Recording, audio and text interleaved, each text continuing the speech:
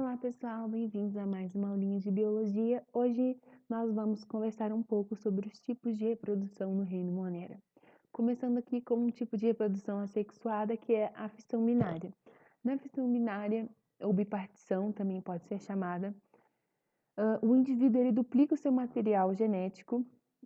A seguir, o seu citoplasma começa a ser dividido, até que ocorre a citocinese completa e a formação, de dois novos indivíduos que são geneticamente idênticos ao indivíduo original e são como se fossem clones, dessa célula primordial aqui. Bem tranquilinho, né? A reprodução sexuada que ocorre nesse reino vai ser a conjugação, tá? Na conjugação, o que ocorre? Vocês lembram na primeira aula que a gente viu que as bactérias possuem fímbrias, que são como pelinhos, que ficam ao redor dessa célula bacteriana. Quando duas bactérias se aproximam, elas podem unir essas fímbrias, formando um peeling sexual, que vai ser como se fosse uma pontezinha que permite a comunicação entre essas bactérias.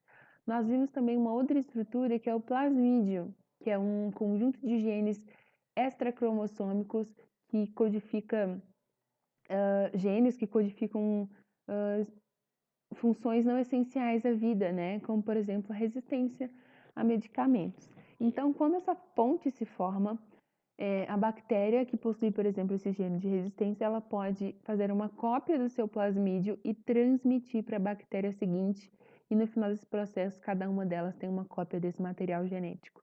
Aqui nesse processo, nós não vemos o envolvimento de gametas, mas nós consideramos a conjugação uma reprodução sexuada, porque envolve o compartilhamento de material genético, ok? Para fechar aqui a nossa aulinha de hoje, nós vamos ver a formação de esporos, tá? Quando uma bactéria ela está presente no meio hostil, um ambiente com restrição de nutrientes, principalmente alguns sais minerais, ela pode assumir uma forma de resistência para sobreviver àquele ambiente, àquela restrição de nutrientes. O que ela faz? Ela engloba o seu material genético com uma pequenina parte do seu citoplasma para evitar gastos metabólicos. Então, essa porção que foi englobada se torna um esporo, um endosporo dentro daquela célula. O restante que fica fora, ele acaba desidratando, e essa célula se constitui um esporo. Esse esporo pode viver no solo por longos e longos anos, alguns estudos sugerem até 40 anos.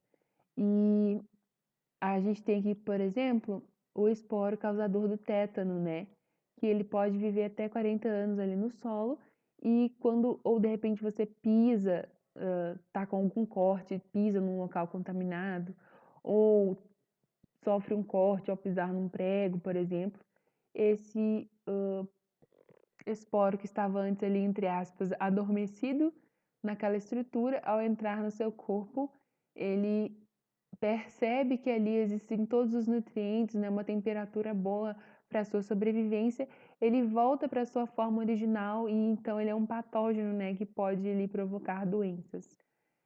Então, pessoal, por hoje era isso e nos vemos numa próxima aula.